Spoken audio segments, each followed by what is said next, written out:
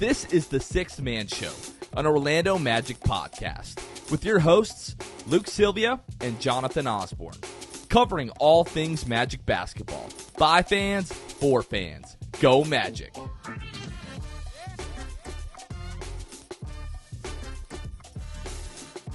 What's going on, Orlando Magic fans? You guys are back with the Sixth Man Show. Today is July 28th, 2022. Jonathan Osborne here. As always, I am joined by my co-host, Luke Sylvia. Luke, what's going on, bro? How's it going, man? I'm excited because we've got our special guest, probably Jonathan, our most requested guest, more than players, coaches, personalities. This is our most requested. Jason Schnacks. Oh, no. What's going on, Jason Schnacks? What's going on? This guy did Producer not Kevin, the alias, has been exposed. Kevin, we're keeping this in the show. We are rolling with this. Kevin, please tell the listeners about Jason Schnacks. They need to know. They need to know every detail of what has been going on recently with you. All day. I cannot. Dude, I've been thinking about this for literally hours. I cannot believe you did that in the show, Yeah. dude. Oh, my Kevin, gosh. you have to listen. Okay, I will explain what's going That on. is the funniest thing. So the Minnesota Timberwolves have been looking for a new PA announcer, and Kevin Tucker has done like a lot of voiceover stuff. He has a very good voice. You can hear him laughing in the background. Oh, God. He just wanted to go into the Minnesota Timberwolves PA announcer like tryouts to see how far he could get. And he put together this alter ego, if you will, and he named it Jason Schnacks. Okay? He found an empty apartment unit in Minneapolis to make it seem like he lived in Minnesota. Okay? Oh, God. Unfortunately, he did not make it to the second round. And it's probably because they realized that Jason Schnacks was a fake name. A sham. Man, wow. I genuinely cannot believe that's how we're opening this show, but that is really funny. No one's going to think it's that funny, but for me, that is hilarious. Yeah, I worked really hard on that. I did apply for that PA announcer job, but obviously as a joke. I'm not moving to Minnesota. I would never do that. That'd just be miserable. But anyway, all that to say, great to be back on the show. I've never cried on a podcast before, so now you got me in tears. That was so funny. Jason Schnacks is dead as of a couple of days ago when I got the rejection letter from the Timberwolves. But Kevin Tucker is glad to be here. Producer Kevin, glad to be in the house today. Kevin Tucker, yeah. I think Kevin and I were talking about it last night or a couple of nights ago, whenever it was. We were talking when he found out that he wasn't, brought to the second round. I was like, that's what you get for using a name that's like basically McLovin. Right. Like it's true. Why would, out of all the names you could pick, why would you pick McLovin? Why would you pick Jason Schnacks? Yeah, well, I didn't want them to look me up and then go, "Oh, this guy lives 18 hours away. We're never going to pick him." But it's all right. Backfired, I guess. All right, before we get into Magic news here, because we do have some Magic news, going to go ahead and shout out our patrons. So if you're new to the show or just you haven't listened in a while, we do have a Patreon channel now. Patreon.com/The Sixth Man Show, where you can join one of our 3 tiers to become a member of our Patreon channel. Again, 3 separate tiers, different benefits on each tier. Our All-Star and Hall of Fame tier also gives you access to our Discord channel, which even given the time of the year that it is right now is still pretty lively. So if you guys want to be in the Discord channel, you can join one of our Patreon tiers here. And then we also shout out our Hall of Fame tier patrons on every episode, and that's what we'll go ahead and do now. So shout out the Court Cousins, Armin, Elite Too Low, Jonathan Borges, Magic Player History, Wiffle, Ryan Singh, The Distract, Pierre A., Dylan Holden, Mr. Mikey, Lil Penny, Drum, Danimal, Dutto15, Bobby Skinner, Nate Donley, Gotti93. Thank you guys so much for your support. And really quickly, we have filled the social video producer position that we were, spent the last few weeks kind of interviewing and going through that process. We're bringing on our guy, Emmanuel Manny Barbas. Kid lives in Australia, which is pretty crazy, all across the world. And he's already going to work. If you've been following us on our social accounts, Instagram, the Reels, YouTube, the Shorts, we posted it to Twitter and Facebook. Super talented kid. He's doing a great job already. We're really excited to have him, right, guys? Absolutely. He's awesome. Maybe he'll clip the Jason Schnack segment and put it on Instagram tomorrow. We'll see. We'll see. Hopefully we have something more interesting in this podcast at some point or another that he'll be able to clip. At this point, 7 minutes in, it's either that or it's me testing my microphone, saying the Gettysburg Address, and then you impersonating Carl Weiser. So he's got a lot to choose from already.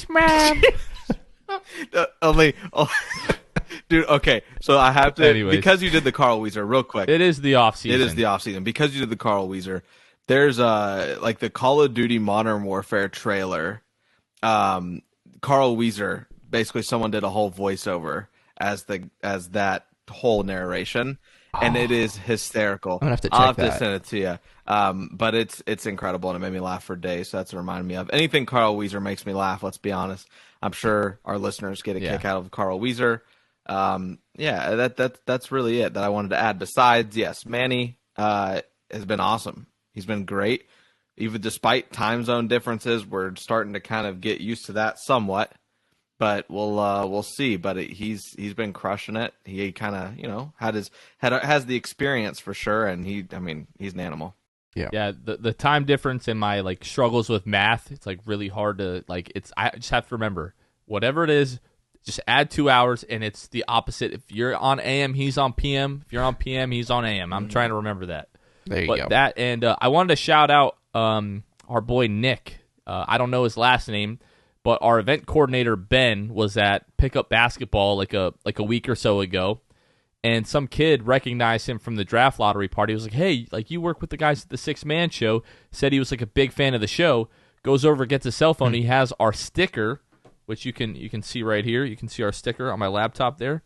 He has If you're on YouTube. If you're on YouTube. Yeah, if you're listening, obviously you can't see it. That wouldn't make any sense. But he had our sticker on the back of his cell phone case. That's a real one.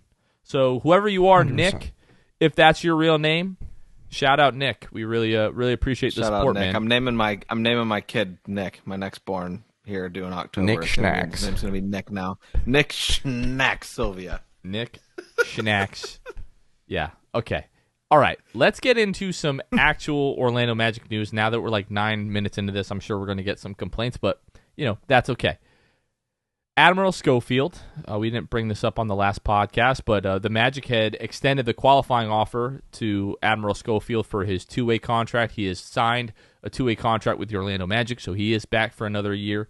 And then Kevon Harris, who played 4 years at, what was the college? Stephen F. Austin. Stephen F. Austin. I knew there was a Stephen. I know there was an S and F and an Austin in there. I was going to say SF Austin, but that didn't sound correct. Stephen F. Austin, that sounds much better. But he's played for the 905, the Raptors G League affiliate team. Last year he averaged 14 points per game, 47% from the floor, 40% from the three-point line. So the dude is a shooter. Has also played in the Croatian basketball league as well. He played the summer league for the Minnesota Timberwolves, averaged close to 16 points per game in the summer league, and now he has signed a 2-way contract with the Orlando Magic. And there is an Exhibit 10 contract that we have signed as well. Kevin, you have that in front of you? Drake Jeffries is the guy's name out of Wyoming. I actually don't have it in front of me. I do remember that name, though. Graduated from Wyoming. And so, yeah, he's on the Exhibit 10 deal, which puts us up to, including the Exhibit 10, 19 guys right now, I believe is the number. So there's going to be some cutting down of the roster eventually. I know we'll talk about that. But, yeah, pretty busy signings this week, I guess, kind of surprisingly at this stage of the summer. Well, and potentially the biggest news for the Orlando Magic of the offseason, Ignas Brezdeikis has signed with a professional Lithuanian team. So he will not be coming back to the Orlando Magic. Devastating. Kevin is really devastated about this. Heartbroken. Kevin, you can have a moment here if you'd like. Nope, I'm done. I'm good. Yeah, so Ignas Brezdeikis will not be returning for the Orlando Magic. I know there are people that will celebrate that, whatever, how you feel. Sure, he's a very nice guy, but, we all felt that he's not really an NBA player, and now he's literally not an NBA player, so, wish him the best in Lithuania. I will also say he is going home. Like, this is not just, it's going to a Lithuanian team, but it's also his, hometown, apparently. So, good for him. Gets to go play, back home. Good for him. We'll close that chapter of Orlando Magic basketball. And that's got to be pretty exciting for them. I think we looked at the Lithuanian team when we talked about Eurobasket. he's really the only guy on that roster that I recognize. So that's probably got to be pretty exciting for them in Lithuania, a guy coming back from the NBA to play for like his hometown team. So that's got to be really cool. Like, remember when Mario Hezonja signed in Greece? I know he's from Croatia, but when he was playing in Greece, there was like thousands of people there waiting for him at the airport when he got there. So I'm sure he's going to be like the biggest thing in Lithuania now. So that's kind of cool. Well, there's, as we've seen from our fellow Wagner brothers and really Mo Wagner, it's a different feel when you get to, play and represent where you're from. Mo Wagner played his butt off, and as, Jonathan and I had talked about a couple episodes ago now, but it's just different. It's different when you're able to do that. So, and we know Brazdeikis, he's going to shoot that thing, and he's going to do whatever it takes to try to win. He did that down the stretch in Orlando wearing that uniform last year. So won't be surprised if Ignis gives them some high point totals. I don't know what the percentages are going to look like, but he's going to give them some high point totals. Well, we'll also see him, in Eurobasket coming up in just a little over a month here. I think that starts September 1st. Yeah, so early September, yeah. Looking forward to that. And, our guys are like in the group of death. I think they're in the same group as Lithuania, if I'm not mistaken. So we'll see a little, Wagner Bros versus Ignis Brazdeikis. We'll kind of see, how that goes. Kevin, I wanted to ask you because, you never want to come on the show. So first of all, like, we're just super excited that you wanted to come on the show tonight to hang out with us. Yeah. Now that we're past the draft, leading up to the draft, Kevin was like super non-committal about who he wanted. At this point, can you admit to us who you like really wanted going into draft night? Let the people know. To be clear, I was non-committal in that I wasn't like gung-ho about someone. But my top three in order, I was Team Chet, like number one. Okay. Like just by a hair, I was Team Chet, Paolo, Jabari. That was my three. So, but obviously now I'm like totally cool with Paolo, you know what I'm saying? So, but I genuinely, when I got on the show before the draft and genuinely said like, I just trust front, I genuinely trusted them. Like yes, I was Team Chet, but as soon as Paolo was picked, I was like, that's our guy, let's go. And so far it seems like a great pick. Obviously a lot still to be decided, but super, super excited about it. Kev likes to play things close to the vest, so we never know. I wanted to ask you, Kev, did you, like, everything pointed to Chet and OKC, and was there a point, like, leading up where you just kind of, even though you wanted Chet by a hair, that you were just kind of like, it's probably, like, not going to be Chet regardless? Oh, yeah. I as much as like in the weeks leading up to the draft, I was like, oh, Chet was, built for the Magic with, the front office at least. But yeah, those last couple of weeks when, Chet didn't get a true workout with us, and then some other things, and then ultimately just it sounded like he wanted to be in OKC. All of that added up. I was like, yeah, it's probably not going to be him. But yeah, I still am super excited about him as a player, even though he's obviously not in a Magic uniform. I still like other guys in the NBA, and so I'm excited to see his future. But obviously, super excited for Paolo. I like it. Back to just talking about the roster a little bit. Now that Kevon Harris has taken up that second two-way spot and they're not just kind of leaving that open, it seems like somebody's going to have to get waived at this point. Unless it's a Terrence Ross trade, the roster itself is at 16, then the two-ways are 17 and 18, and then I already forgot his name. The gentleman from Wyoming. Drake Jeffries. 10. Drake Jeffries. My goodness, I'm sorry, Drake. He's at 19, so like we know that the couple of weeks leading up to the regular season, the roster is going to have to be trimmed quite a bit. Who do you think, Kevin, is getting the old axe? What were you going to say, Luke?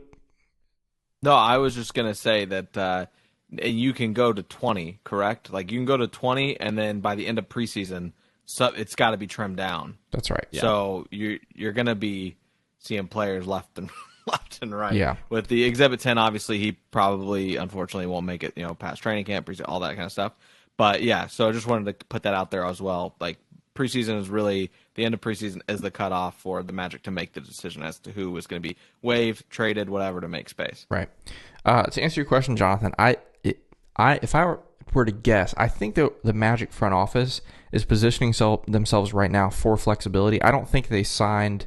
I don't think they signed Harris already knowing what their next step is. I think they signed Harris because they liked him, and now this gives them 2 months. What is this? July, August, September. Almost 3 months really, to figure out the answer to your question. So whether that is a Terrence trade or waiving someone, in my mind, I think the two things on the table, and I'd love to hear from you guys, are either the Terrence trade or it's probably Devin Kennedy gets waived. I'm trying to think of who else on that roster based on the contracts that they have.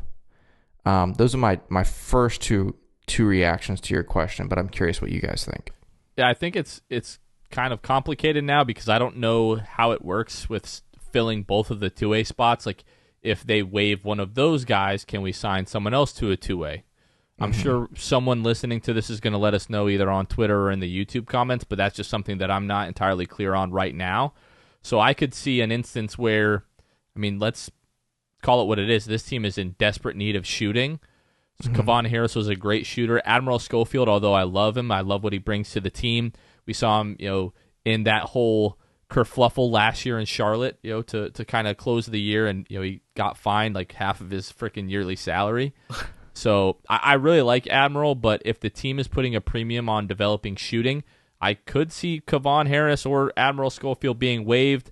Then you waive Devin Kennedy. Once he clears waivers, you sign him to a two-way spot. Again, I don't know if that's possible given the rules of the two-way in the collective bargaining agreement, but I think that is probably most likely. I think with Terrence, if they were going to trade him for a second-round pick, you could have done that at draft night. You could do that at any point. Yeah, for sure. They're going to wait until the deadline to see if a team gets desperate and gives us 2 second-round picks or a late first-round pick or a future first-round pick. I don't see Terrence being moved until at least the trade deadline. Yeah, there doesn't seem honestly much of a point to trading him, and that's what I said a few weeks ago. Is like, you already know what's on the table for Terrence right now, and there's nothing changing. Like, this is the dead of the offseason for a lot of these teams.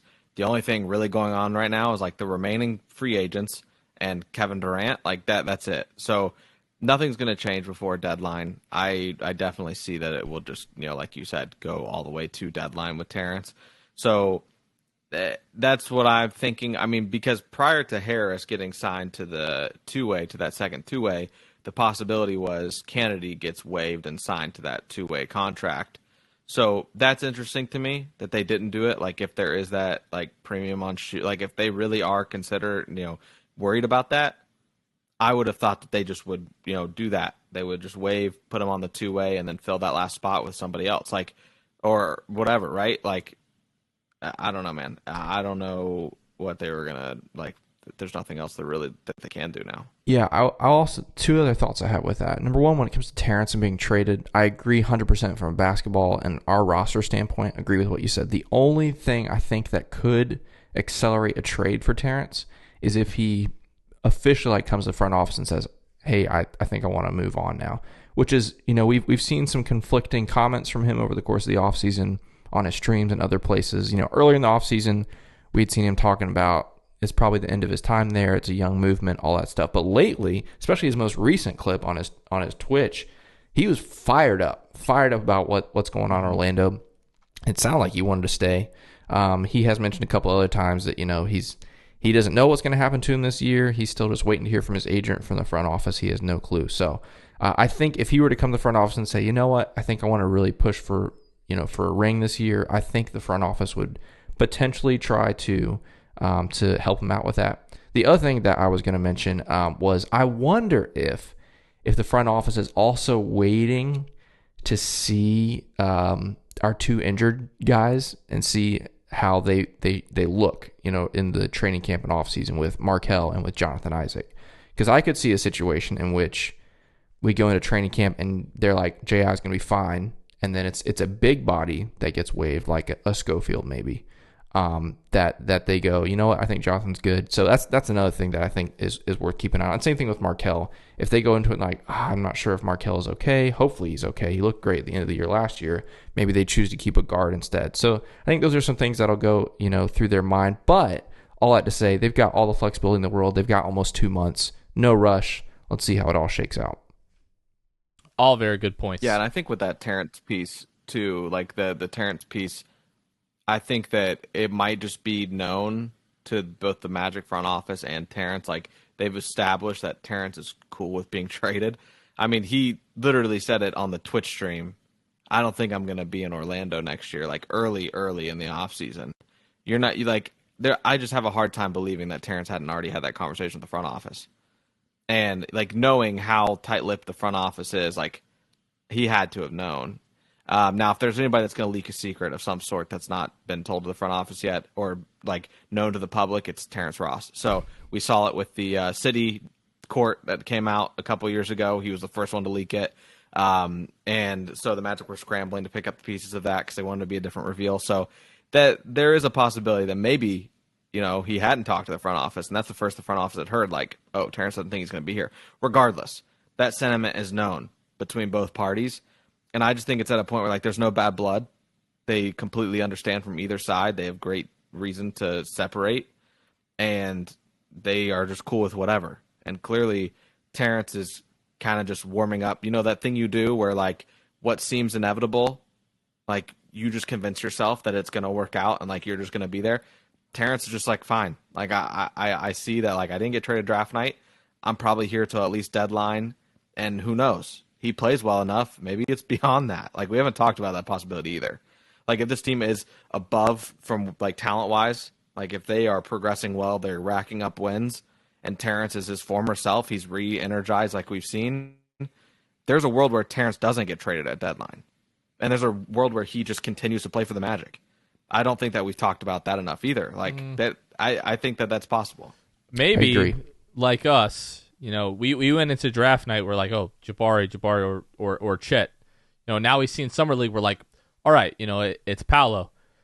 Terrence wants out. All of a sudden, Paolo walks in the door, he sees him hoop, and he's like, maybe I want to stay. Maybe I want to stay. You know, I don't know. Maybe Paolo is just kind of swaying everybody. Who knows? But only time will tell. Just kind of have to be patient. Unfortunately, that's really the only answer that we have right now. Some NBA news, and it's semi-relevant to the Orlando Magic, I guess. The Detroit Pistons are for this season at least, which I believe is their 65th season. They're bringing back like the old Detroit Pistons logo with the teal jerseys. They did like this whole reveal and everything like that. And then the very next day, the Orlando Magic decide, you know, we're going to make a post like that too, but just basically people begging them to bring back the pinstripes and then posting like a photo of the pinstripes. And, you know, for what we understand right now, the Magic and other teams are only able to bring back some of these retro logos in anniversary years for the team that are divisible by 5. So 25th anniversary, 30th anniversary, 35th anniversary. Yeah. If you remember the 2018-2019 season when they brought back the electric blue and white pinstripes, that was the team's 30th anniversary season. There have been some leaked jerseys, I guess you can say, floating around social media, and I guess reports are that we're not going to see that this season, but the following season, that would be the 35th anniversary season. So we'll just kind of have to wait and see on that front. But it's just like everything that we have heard tells us that that post was just a gigantic tease. And it's borderline cruel to do that to Magic fans, I think, especially when you add to it the fact that today, you know, ESPN put out a graphic a couple of days ago when Detroit said they were going to bring back the logo and said, what retro logo is the best? And there was an other option. And the Magic quote tweeted that and said other and posted like the original Orlando Magic logo. First of all, that teal is incredible. There's people that hate it, and there's a lot of people that love it. And that I saw like stuff with like Jaden Ivey, and I was like, dude, this is so sick. That jersey is so nasty, and that logo, I love it. So it's like, for me, in terms of like throwback, that's not the Magic. It's that, and it's the Vancouver Grizzlies for me, as well as like the old Raptors logo. Yeah. Those are like my favorites. But definitely it's Vancouver number one for me. But that Pistons logo is absolutely hanging around. That is such a good logo. Yeah, and just the teal itself, like, it's so unique in the league, and it's fire. Yeah, especially because it's teal and black. Go ahead. It reminded me of when, like, in terms of like uniqueness of color in the NBA, it reminded me of when the Denver Nuggets had like the sky blue, like baby Powder blue, like mellow, like that era jersey, that powder blue. Those Yeah. are so nice. But in terms of the Magic, social media team they're as bored as we are. They're throwing stuff out there, and they're like, it's like the equivalent of like around deadline, like players tweeting out emojis. I'm not putting any stock into it. I don't think you guys should. I don't think listeners should. Like we're just gonna have to wait our turn. I think eventually. I just feel like it can happen, but right now, I'm untying myself from emotionally getting hurt. I'm just gonna enjoy the throwback of Detroit this year. I'll throw on a couple more Detroit games maybe than usual, solely so I can look at those jerseys. So we'll see. I'll have those nights circled. Yeah, us Magic fans, this is going to be an exercise of patience for us. We're waiting for the anniversary year, not this season, but next season. Waiting for maybe something else in the long run. But yeah, for now, we'll stick with what we got. As far as like the retros, that Detroit, that teal, that black is fire. Dirty. Let's see. I also love if we're just talking about other non-Magic jerseys, I like the old school Denver Nuggets one. I don't know if you remember those two from like way back 70s maybe. Those like are the sick. rainbow skyline. Yep, Yeah. exactly. I also, of course, like the ones that you mentioned, those 90s ones, Grizzlies, Raptors, those are sick. So, but yeah, as far as Magic stuff goes, I guess this can almost lead into a conversation of like what your favorite Magic jersey ever is, because we've had some great ones. That's one of the cool things is we watched a couple weeks, or maybe it was last week, Dwight Howard's interview, Knuckleheads, yeah, on the Knuckleheads podcast, which by the way, every Orlando Magic fan should go listen to that. It is 2 hours long. I am not the guy to listen to 2 hours of content ever. I don't have that attention span. I listen to every second. It was really, I won't say really good. It was really informative. Let me back up. As a podcast, it was really good. Some stuff as Magic fans you're going to like. Some stuff as Magic fans you're going to get really angry. So I just encourage everyone to go listen to it. But my point is, maybe we can talk about that in a second. Hold the Knuckleheads thought. All right, Jonathan, I see that face. But let's talk about it in a second. Okay, I'm going to talk about the jerseys though. Sorry. My point with what I was saying with that was that they asked Dwight, and they've had other guys on the show, and they ask him, rank, their favorite jerseys that they've worn or whatever, and everyone loves the Magic stuff, whether it's the throwbacks, whether the pinstripe throwbacks or the Stars throwbacks, love them. So, I guess let's hear Jonathan. Do you have like a favorite Magic jersey of all time? To me, it's the electric blue and white pinstripes, and specifically the one they wore in 2018, 2019. Just kind of a little bit tighter of a fit than it was in the 90s. It's the Nike cut. Anytime you throw the Nike logo on there, I'm a big Nike fan. I like a lot of their stuff, so I don't know. I'm just very partial to that. For me, that is the best jersey that has ever existed in life. Yeah. Mine's the pinstripe, electric blue as well. I'm gonna go with the OGs just for the sake of it being the OGs. You see obviously the guys like Horace wearing that, like with Horace with like the blue goggles that Matt, like I love it. I have I'm very partial to like those unique type bright colors.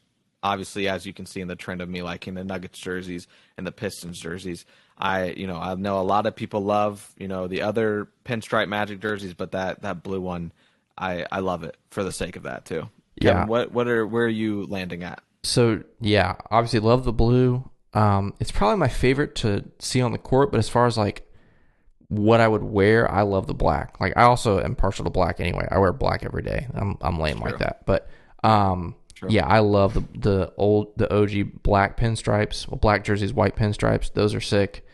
Let me think. I want to give an underrated Magic jersey of all time. I'm trying to think which one I want to pick. I also, I guess, continue with the black trend. I loved the Galaxy ones, the original Galaxy ones, not the second ones. Yeah, so you're Those talking were fire. the 2017, 2018, like the first The ones, Space Edition. the first one where it was actually all over the jersey. The that second was our one it was first just on the City side edition, panels. I think. Probably, yeah. I think so. I loved those. Yeah, it is. Yeah. Those were sick. You know which ones? Oh, sorry, Kev. Go ahead. I was just going to say the worst ones ever were the gray sleeved ones, I think. Those were awful. Genuinely Those were terrible. very bad. Those were terrible. Yeah, those are very bad. Actually, the ones that I hate, like the only redeeming quality about the gray sleeve jerseys is it just looked like a t-shirt. If you put those on, it didn't look like you were wearing a jersey. Which one I just absolutely cannot stand, like I hate with a burning passion? The black Adidas pinstripe ones with like the gray collar and the flared out pinstripes. Are you talking about like the Dwight Oladipo era? The Oladipo, like Andrew Nicholson. I hate those with a one. burning passion. Yeah, those look cheap. Yeah, you're talking about the gray ones. Yeah. Absolutely terrible. Yeah. I think we Well, all because are... like when Go ahead. No, I was gonna say the flared pinstripes reminded me initially of like the NBA, like Dwight on the NBA Live cover ones, like with the flared out, like they don't go straight up and down, right? Like they flare like that. So those are the ones I thought you were talking about. You go ahead with your thought, and then I've got one more jersey. Those thought. didn't look that bad on Dwight, I thought, because he was just so jacked. They were like, this is gonna sound really sus, but they were like skin tight on him. Like they almost followed his curves. Hey, yo, you ain't wrong, bro. saying. You ain't wrong. But they talked saying. about it on the Knuckleheads podcast that dude was built like a superhero, and that is a really accurate assessment. I was just gonna say that I think almost everyone is in agreement that the best three jerseys are whatever order it is, but the blue pinstripes, the black pinstripes, and the blue stars jerseys. Yep. We all agree on that? I also love the white pinstripes, to be clear. I love the white pinstripes too, but I just think those are the three best. It's not like a conversation. Can I throw in a controversial opinion here? Sure. I don't like the star jerseys. Okay. Well, Luke, you had a really good run on this show, I bro. just don't. It's over. It is over. You don't like People the blue post it, stars, and they're bro. like, this That is incredible. iconic. And I'm like, dude, Kevin it just is makes in me want to utter gag. I don't know disbelief. why. All I'm going to say is you need to start liking them. Let's put it that way. I just can't, like, how many on one jersey. I was just like, it's not appealing to me. What, you want one star, Like, Luke? Is that what you want? I just don't want I don't want it just looks like they put a bunch of stars on a jersey and they lowered the opacity on some of them and darkened other one. Like, I just don't like it. Anyway, I want to give another piece here in terms of jerseys and ones that I don't like, and it's just in terms of a set of them, like the Dwight Howard, like maybe rookie year, the blue, road set and the white home set with just like the star on the collar. Oh yeah, I didn't like that one. So bland. That pair was awful. So I don't know. I just feel like I'm glad. I mean, going back to like the 90s and stuff, like they had so many jerseys in terms of alternates and stuff. And I'm hoping that like with these cities here recently and all of that, like welcoming retro, I'm hoping that we're just getting back to more jerseys. I know that it's probably just logistics of whatever, but I love just the fact of like, there's nothing better on a video game than going to a team and selecting your jersey when you have like a million to choose from. There's no better feeling than that, and I just want so many jerseys. Such an overstatement. There's no way that's your favorite part of playing a video game, Luke. Come on. Dude, NCAA football, I loved it. NBA, I love it. Like, I'm like, okay, how do I change the jerseys? Luke gets on there and changes the jerseys and like, oh, that was fun. Just turns it off. Yeah. Doesn't even play the game. No, I got to see how they look. But then I can get off, I'll be off in like 2 minutes.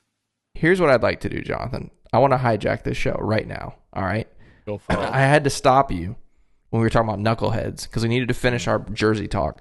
But I think we need to talk about this Knuckleheads episode based on the facial expression that I saw on your face. Well, the thing that really bothered me is when he was being asked, what do Rashard, Hito, and Jameer mean to you? And he says, I'm just so hurt that we left each other.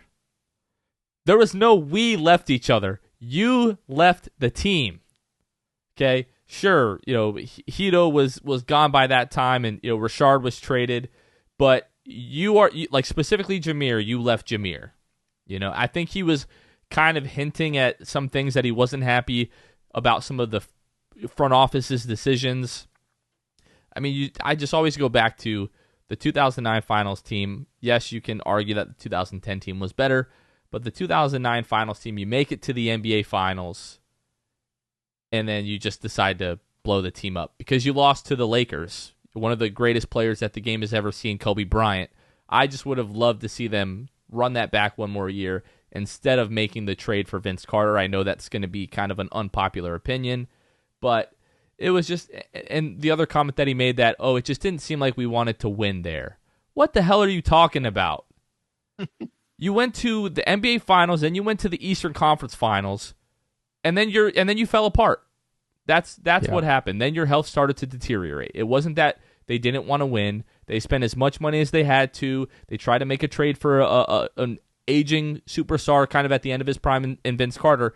We were very much trying to win. And we've kind of talked about this privately, but we've all mostly forgiven Dwight Howard. We did a whole podcast on it a few months ago. But one thing that we would love to hear from Dwight is just a little bit of responsibility and taking accountability for the way that things ended. And that podcast told me we will never get that. I want to add to this as well, in terms of just like, didn't feel like they wanted to win, like you said, whatever that means. But also, do you guys remember like watching games growing up? I don't know if this made you guys as mad as it made me. I remember my mom got especially mad about this. Dwight was always laughing or smiling while playing, like on the court. Like it just like even intense moments. I don't know if that was like his like defense mechanism to like high intensity situations. Like he just was that's just him. Obviously, like we know Dwight is kind of like that. But that was just one thing I like to, I think about sometimes where I'm like, Dwight was always just like smiling and laughing and like, yeah, I get it. But at the same time, it just makes me laugh when he's like, they didn't want to win. It's like, dude, there was times where I didn't know if you wanted to win. What are you talking about? But, is what it is. Yeah, that was, they talked about that in the podcast. Yeah, there were a couple strays, I think I felt, that were thrown towards the Magic, towards the team, towards the area, like Central Florida. It was really cool because Q-Rich is one of the hosts, obviously, and so you could tell there were certain times where he was staying out of certain parts of conversations because he still works, with the Magic right now on TV. Like I also love, not Dwight necessarily didn't talk bad about it, but he was talking about Brian Hill because Brian Hill was Dwight's first coach. Yeah. And of course Q-Rich now works with Brian Hill, and they talked about Dwight kind of talked about how intense he was and like he was tough to play for, but in a good way. It wasn't bad. And then Q-Rich was just like, yeah, he's he's intense. I think the word he used or something like that. He doesn't mess around, I think is what it was. So stuff like that was kind of fun. He called him.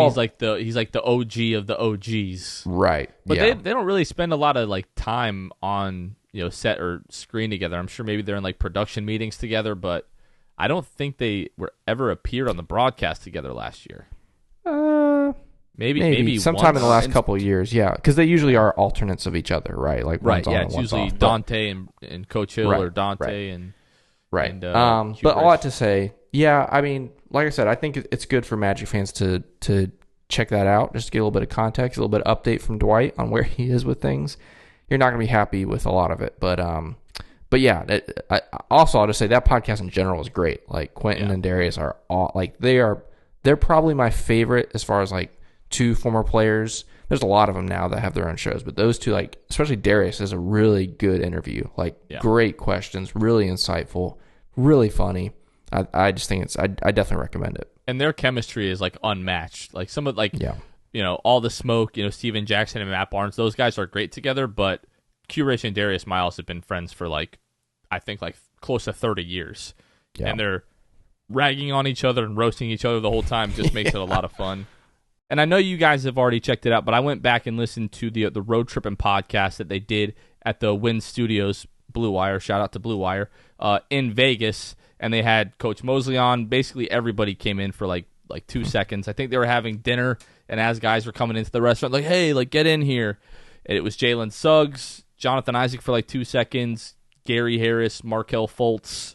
I think that was it. But if you guys haven't checked that out, go ahead and check that out.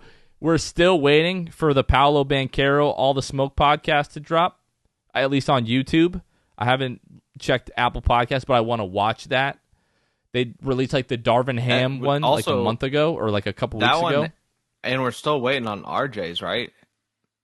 RJ Hampton's appearance on the Gilbert Arenas pod. Oh, no chill. No chill. Yep. Yeah. Yep. He did another. You're right. He did another podcast. I think it was like a House of Highlights podcast or something else that he did. But yeah, we're waiting on that too. Not everybody has a producer Kevin that's just like banging these episodes out. What's going on with those guys? Unfortunately. All right, boys. Well, we covered quite a bit on this podcast, more than I thought we were gonna. Any last thoughts? We got anything else? No. I think we're good for us and Mr. Snacks. Yep. Jason. Snacks. I haven't been on in a while, so I'll just say I'm super excited for September. We get to see the Wagner Bros. Then into training camp, into preseason. But until then, hopefully get some good stories here and there to talk about. But lots of fun this summer. For sure. Before you guys leave us, vote.orlandoweekly.com to vote us for Best Local Podcast. You can find us under the Local Notables section, and then the Best Local Podcast, the Six Man Show. Go ahead and throw us a vote. If you've already voted, thank you so much. You can only vote once. Don't get yourself in trouble. Don't get us in trouble. We got a couple of weeks to see what happens with that, so pretty excited. But beyond that, for Kevin Tucker, Jason Schnacks, Luke Sylvia, this has been Jonathan Osborne. You guys are listening to the Six Man Show. We will catch you guys next time. See ya. Cheers, Mom. Thanks for listening to the Sixth Man Show. Be sure to subscribe on iTunes and Spotify to get new episodes downloaded directly to your phone. If you enjoyed the show, please take a minute to give us a 5-star rating and a review. It helps out the show a lot. Follow us on Twitter, Instagram, and Facebook at Sixth Man Show. We'll catch you guys next time. Go Magic!